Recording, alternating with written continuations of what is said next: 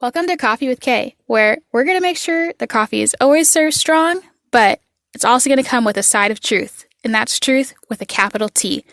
The truth of God, that is. I'm here to equip and encourage you, Saint. Yep, that's right, you. And if you're not familiar with the sainthood, I want to teach you what it is, and I want to invite you to the family. So, let's get right into it. Monday, happy days. Tuesday, Wednesday, happy days. Thursday, Friday, happy days. The weekend comes, my cycle hums, ready to race for you. Monday, happy days. Tuesday, happy days. Monday, happy days. Tuesday, happy days.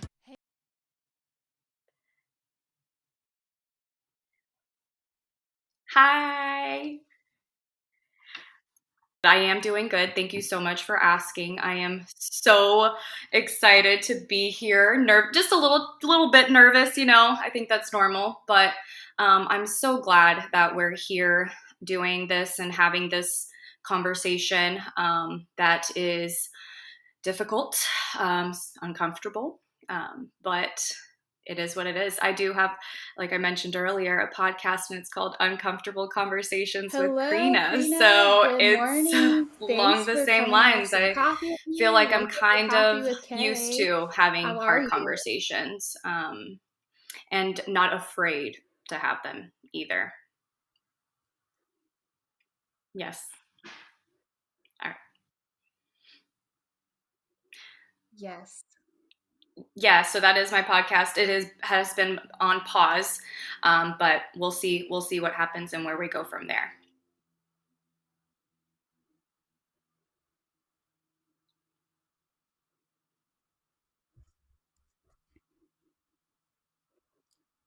Mm-hmm.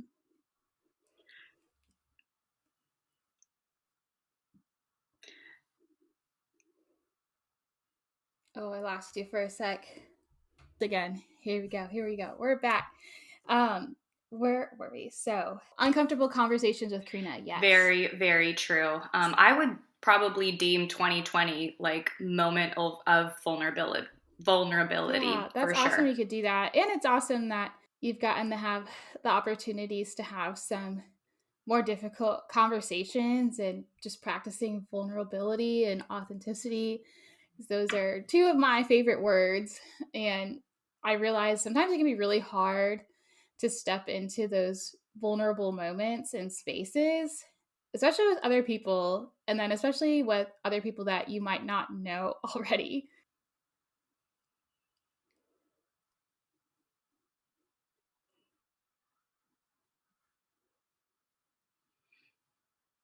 Same here. Same here. It was a hard year, but it was growing and stretching. And if anything, it really just strengthened my faith to be able to see um, Christ and his 100% church for agree. who he is and what the church is supposed to be in his design, and just kind of get back to the basics, because I don't know, it was just kind of hard seeing the way that churches responded last year, and like the way Christians responded last year, and like having churches shut down, and just kind of weird once in a lifetime things that I pray will never have to experience again. But knowing what the end time prophecies, we're going to experience it again, and it's going to be like even worse next time. So I feel like it's such good practice to get in the groove of having these hard talks. Yes, man. So full disclosure for our listeners today, we're going to be having some vulnerable Yes. talks that are going to be centered around pornography. There will be some sexual content in this episode. There will be talks of masturbation or just being exposed to sexual things in childhood and adolescence. So, if that is something that is triggering for you, please stop the podcast now, or just be aware before you continue listening. And I would suggest not having kids around for this episode, and just letting this be an adult episode. So I invited Crina to have some coffee today after she had shared just a little bit of her story on Instagram about taking proper precautions with technology for your kids and why it's important to guard your kids from viewing or being exposed to sexual content in their adolescence, in their prepubescent years, in their toddlerhood, and just kind of shared a little bit of her story. So I sent her a message just sharing a little bit of my story. And if you have read my book Sewn, there are a couple poems about my experience being flashed when I was uh, about 10 years old and just being overexposed to sexual content. I stumbled upon pornography when I was 12, and I was I was exposed to like the bisexual lifestyle around that same time. And it really warped my perception of my identity. And it was very, very confusing for me. And I never talked about it with anybody until I was in college with my girlfriend, because I figured having all of these weird experiences and like uncomfortable experiences with sex was maybe why boys didn't like me, or like why I seemed to not get along with girls as like friends, but somehow I could get along with them well as a girlfriend, and I could never get along with a boy as a boyfriend, because maybe all these experiences and all these traumas just meant that I was gay. And that's what, God was trying to tell me. And so we just started having a little back and forth on Instagram, where I invited Crina to come on and just hang out with me for a little while and just share more of her story and what God has been teaching her and has taught her through her life. So I am going to let Crina take the floor and tell you guys about what I've gotten to learn so far about her and her story. And I pray that you'll just hear it with open ears and open hearts, that it will be an edifying conversation for you listeners, because it's a sensitive thing and it can be so embarrassing. And my husband and I have talked about recently how um, not that we've been to one church forum our entire marriage and our entire parenthood that has been offered about teaching your kids about sex. And personally, I kind of see that as an issue. That out of our almost 6 years of marriage and 5 years of parenthood, there's only been one conference ever offered to us from our church body about how to walk through teaching our kids about sex in this culture, in this day and age, where, I kid you not, but they have condom commercials on YouTube that will pop up while my kids are watching VeggieTales, and it's a caricature of two men about to like Wow. go into bed together, and this condom pops up on the screen, and I have never turned the TV off so fast in my life. So we can't even act like this isn't a problem anymore. It's a problem. It's been a problem. Everybody knows it's a problem. I can't even remember the Pew Research study. I think it's about like, if not more, 60% of men engage in pornography that are attending regularly their local church. 60%, guys. So this isn't a time for us to be prude. This isn't a time for us to be embarrassed or act like that will never happen to me or that it's never happened to you. And we're not, this Thank is you. not a judgment You episode. made This so is many valid Crina and I's points real just in that lives. And these conversation are other alone. people's real lives and other children's real lives. There And we take this is so, a so seriously. huge, And huge God takes it risk so, so seriously. going So we're forward here to that fill we're in the gap. facing We're as here to talk about parents. it. And I And just pray that you would um, receive this I feel episode with I say the this, I intent to say learn and grow we're from it raising and children make a in a really, change, whether really it's in tough your own family, generation. your own And household, then there's this your own argument that parenting every life, and generation maybe is even your tough to own raise local your church children in, body. which So I agree to I'm that going to let to you take some it point, away, but Crina. never have we ever had the technology advances that we have now. That factor changes pretty much everything. We 90s babies we were introduced to the internet We had that overexposure to it. And to be honest, my exposure to pornography was not the internet, it was TV. So I'll go ahead and get into my testimony about that. So Yeah. I remember, I can't specifically say the first time that I saw pornography. I can't remember that. Right.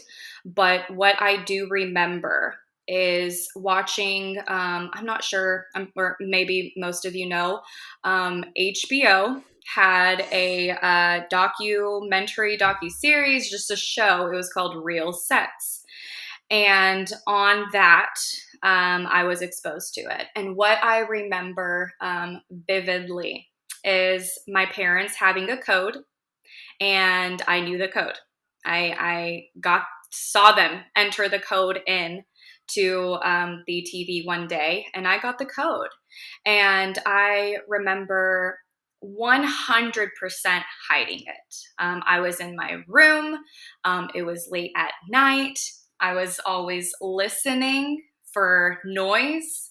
And so I knew that what I was doing was wrong, but I never, ever told anyone. I was in the very same boat as you. And honestly, to this day, I still don't think my parents know what type of situation I was under.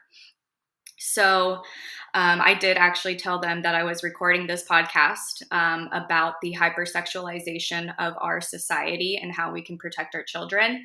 But I didn't tell them any further details than that. And I wonder if they're going to listen to this. I really just want to make this clear. I am not putting blame on my parents, because I think that they did the best that they could. And just to backtrack a little bit, I came from Romania. I came from a different culture. There are just some things that they were a little bit ignorant to and not necessarily aware. So that is something that is a key message to this conversation, is awareness and level of awareness as parents that we need to have. Being blind to anything is not going to be the solution. So that's why we're having this conversation. So I was probably about 12, right. same age when I was exposed to it. But the thing that I implemented while watching porn was masturbation. And so much so that it was a habit. And then I would even go as far to say as an addiction, just because it was something that I was doing so often at a very young age. With that being said, it's very important to realize as parents who our children are being surrounded by. I 100% rebelled. We went to Romania at the age of 14. I was 14, my brother was 17, and I just had this conversation with him, and I'm so glad that I had that conversation with him before coming on the show, because he really made me aware of some things. So I always said, when I went to Romania, I became an adult. I went and started smoking cigarettes, started drinking alcohol, getting drunk, and I really, really wanted to have sexual interaction.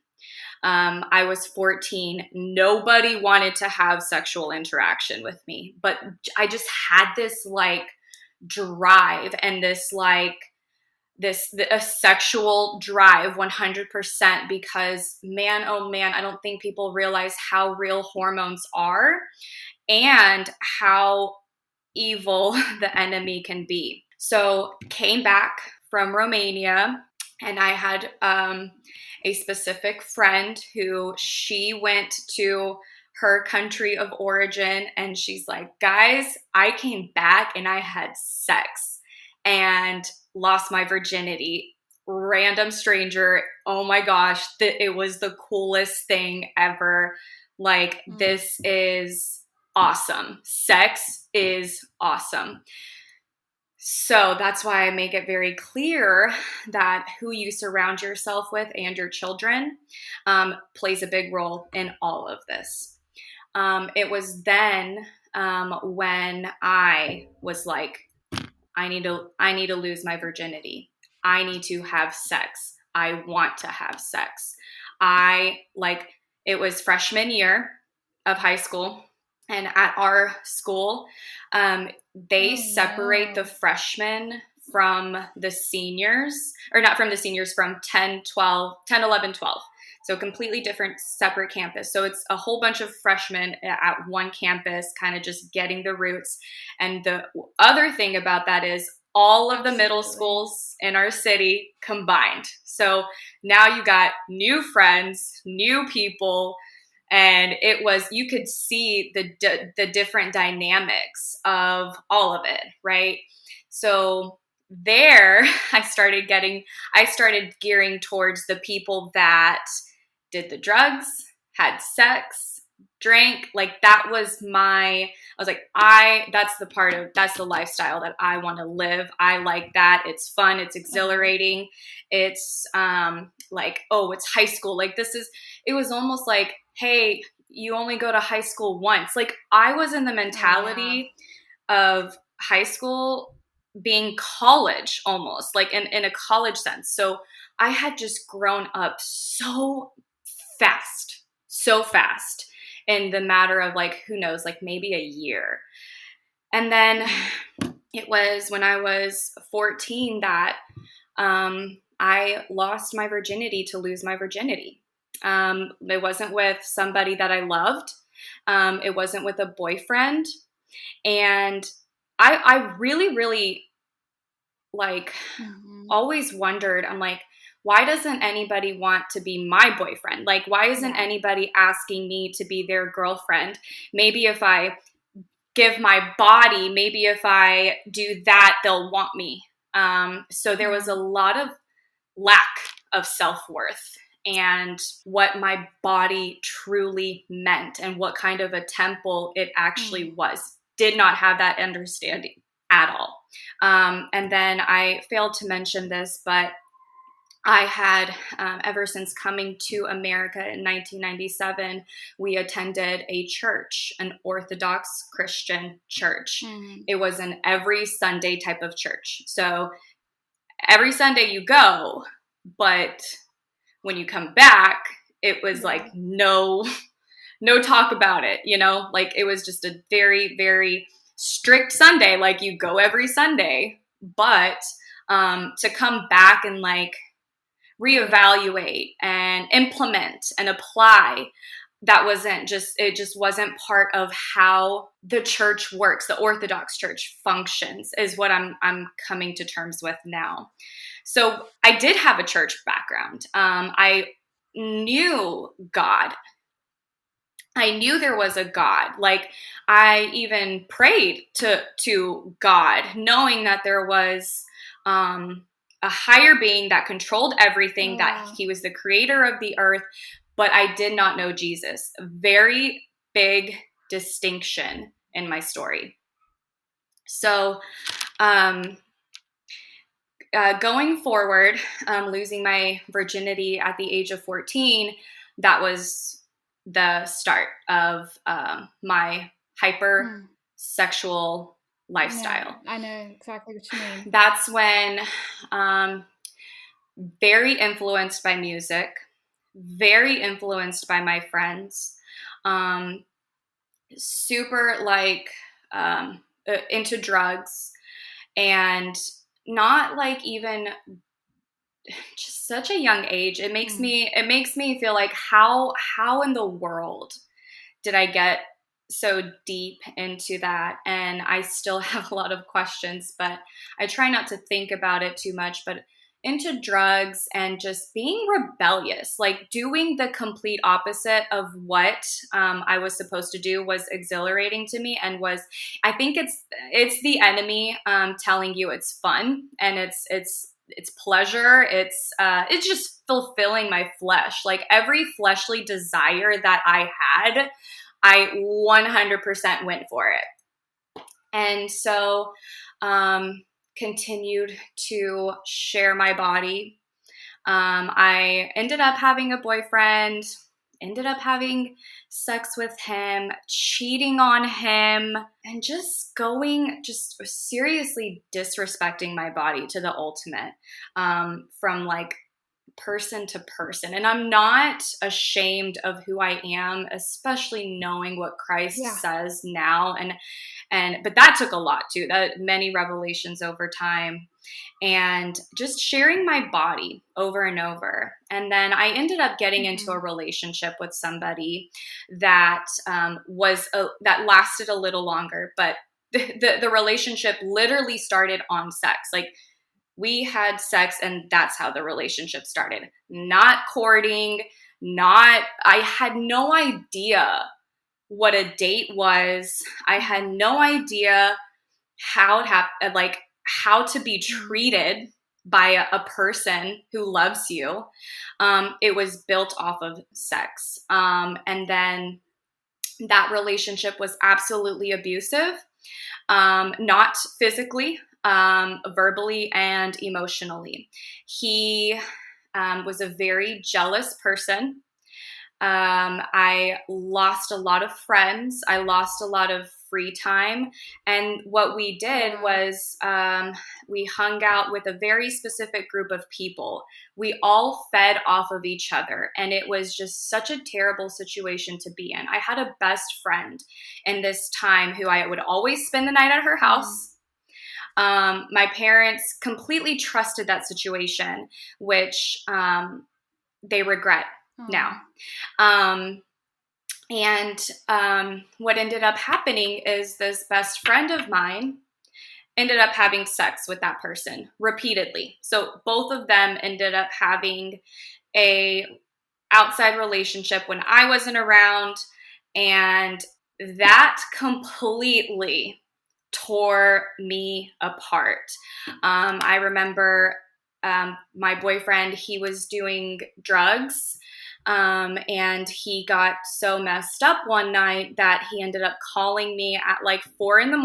on a school night.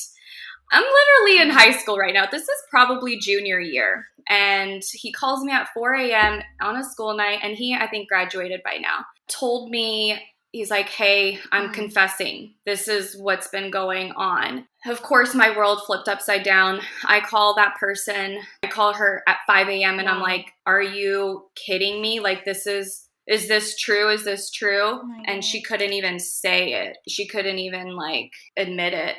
And then the next day I did something that I really regret, and I wish I never did it. But I, again, reacted out of flesh 100%.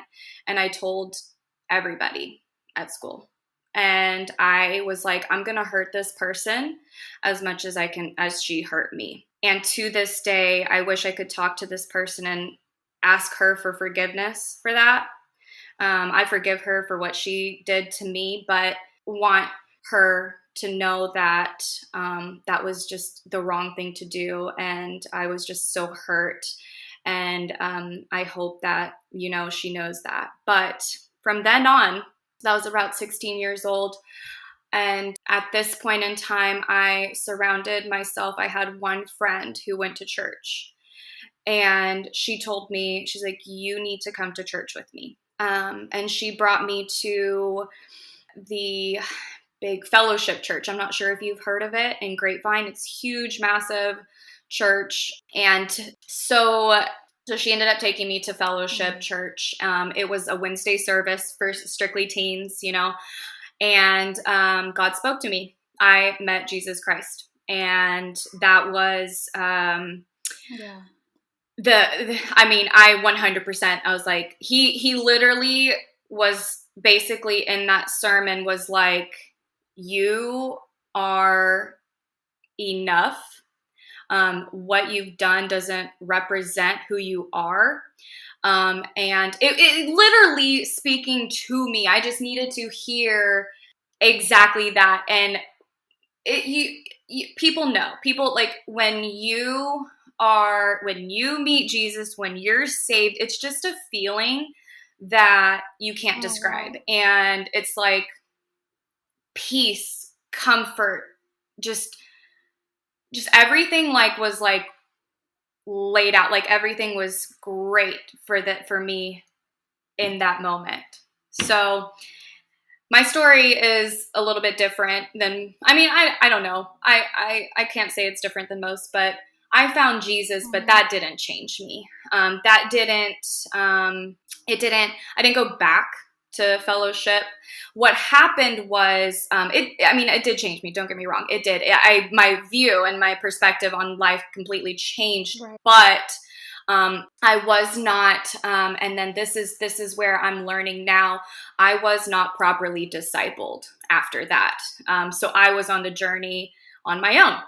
I said, what I told myself is like, wow, I know Jesus exists. I am going to do this the Orthodox way, the Orthodox Christian way. So I'm going to get in my Mm. church. Yes, I found him here, but I want to do it here.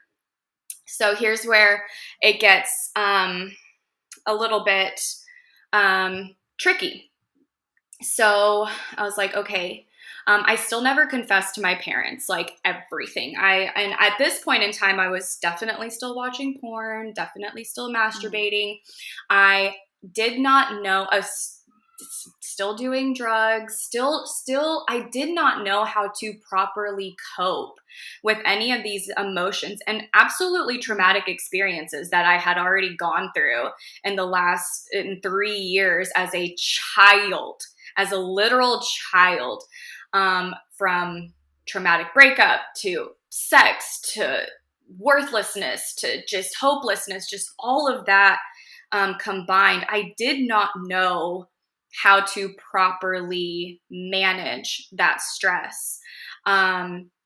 So what happened next when I like started what the Orthodox Church says to do is to Mm. confess your sins to the priest, and then you should be good, right?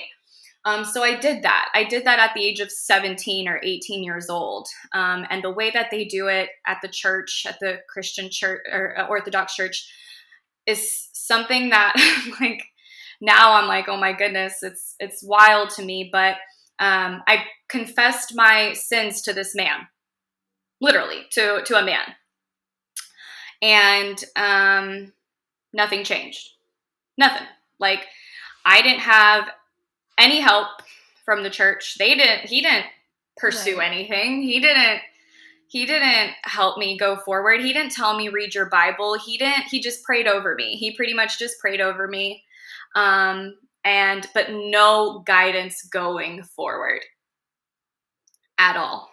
So again, the journey was me and God.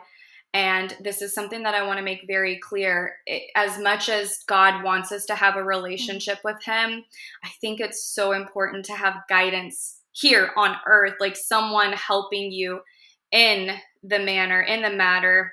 And just like you mentioned, like, man, the church, guys, we're just so disconnected from this topic and the reality of this topic. So,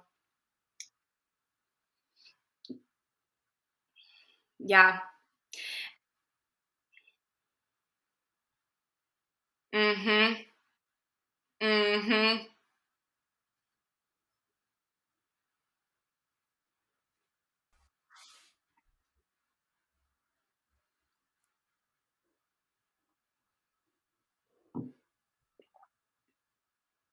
Yeah, Samuel and I Yep. talked about that last week. Yeah, how important it is to be disciplers and have discipleship. Yes. Like it is pivotal. And I don't know why like that struck me when I was saved, but it was like one of the first scriptures that really stuck in my mind. Well, it was in, like so, you and I have that similarity coming out Yeah. of kind of Orthodox faith. I was raised Catholic and I ended up Mm-hmm. converting to Protestantism. And I don't claim a denomination anymore, but I mean it's day and night difference. But I was like, okay, well, the Bible says that after you're saved, you get baptized and you go get Yep. discipled. So I was like, I Yes. remember going to church and I was like, I need Yep. somebody to disciple me. And it was kind of like, what? I was like, but I mean, that's what the Bible says. It says I that I need should help. find a mentor.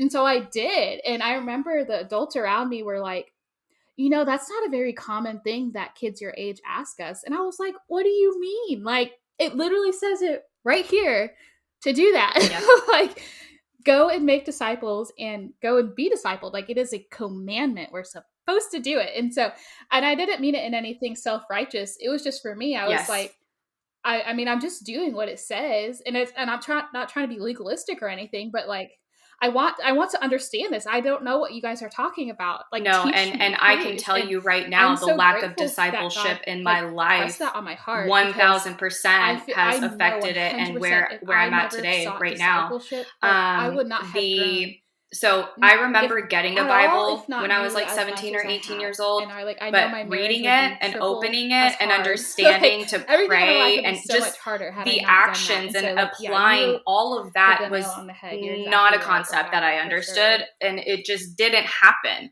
So I was a very, what I would consider now, a lukewarm Christian. I wasn't preaching the gospel, but man, oh man, did I rely on God and Jesus so hard. But the thing was, I would do things like I would, and I feel so guilty about it now, but I'm just going to go ahead and say it. We would go to clubs, do drugs, but before even going, I would pray to God to protect us. And he did. He did, throughout it all. And the sexualization didn't stop. The listening to terrible sexual music didn't stop. I ended up being with my boyfriend, who is now my husband, at the age of 18, 19, and it was just a sex-based relationship yet again, finding my worth in sex rather than finding my worth in Jesus and respecting my body. And it trickled into a lot of things into our marriage, and we're, Lord willing, Lord is now helping us battle those things that we had gone through. Because as much as it's not, I mean, we both are at fault with different things, but he didn't even know how to respect me because I didn't even know how to respect myself. And how could I put that pressure on him when he literally did not know and had no conscientious action? He's like, this is what I got, this is what I'm gonna get, type of thing. And man, did we have so many ups and downs as an unmarried couple. And had I been discipled, and had I known what to look for in a Right. boyfriend, what to look for in a husband, what to seek, maybe things would be a little bit different. But I loved my husband, and we ended up having a baby out of wedlock. But I really trusted God that if he was going to give me a baby with this man, this is going to be the man that I'm going to be together with for the rest of my life. So I really, really trusted that that theory. I don't know if how logical it is, but that was something I rested in, and we did get married, and now we are pregnant with our third baby. It wasn't. Thank you. It wasn't, honestly, maybe 2 years ago, when I opened my Bible, literally opened my Bible and actually wanted to see what was in there. I was led that way through a different book that I had read. I was always in conspiracy theories. So I read a book that I really, really enjoyed reading called Judgment of the Nephilim by Ryan Pitterson, who he very, very much so resources the Bible in there. And I'm like, okay, so I'm going to read this, and then I'm going to go in the Bible. And then that was that just like brought me to the Bible. Like, God knew what he was doing when he was doing that. And 2020 opened my eyes. 2020 opened my eyes to how much things that we can't control, except our relationship with Christ, except how much faith we want to put in this, because the world is the world. It is unknown. It will always be unknown. You can't like expect to rely on the future. You have to rely on God. And he revealed that so blatantly when everything shut down. Oh, it was just a very, very big revelation to me. So honestly, I was reading the Bible prior to, I was going to church. Oh man, I kind of got ahead of myself here. After my firstborn son, after my firstborn was born, we ended up going to the village church. And I finally left the Orthodox church. But still, even then, it wasn't like a revelation like I had last year. So after this revelation and just getting so much closer to God, so much was revealed to me over time. And I had to deal with so many different things. And I was like, I think I know what was missing in my life all those years. And it was Jesus, and understanding the Bible. And I was like, I can't set my kids up for that. I have to be so strong in faith and so strong in the word, and know it. I need to focus on me and knowing it as much as I can, so that I can prep them. So that is pretty much where I'm at now, and understanding how important it is for me to be full in faith in order for my family to be full in faith. But I was convicted over pornography in this time, probably about a year ago, I would say. I was like, all right, it's even like, I would say maybe like, so into like the first year of my firstborn's life, I was still heavily doing it, watching pornography behind my husband's back. He had absolutely no idea. And I was masturbating, we were so disconnected during that time. And then my second son was born, and just had more revelation, more convictions. I started like trickling down, but it wasn't until like maybe a year ago where I actually like disconnected from that. Sometimes I would go back to it. Sometimes I would just sometimes I would just go back to it, feel so dirty, so gross, disgusting after all of that. And I knew like over and over how heavy it like made me feel. And then it wasn't until maybe, about a year ago that I was officially convicted with like the human sex trafficking and just that side of it, that I was like, that's it. There's no way I'll ever go back. And not only did I completely cut out pornography, but I completely cut out masturbation. And I guess I could say I'm somewhat roughly clean of that for a little bit of, maybe a little less than a year, to be honest. So it's still, I would say a year. Yeah.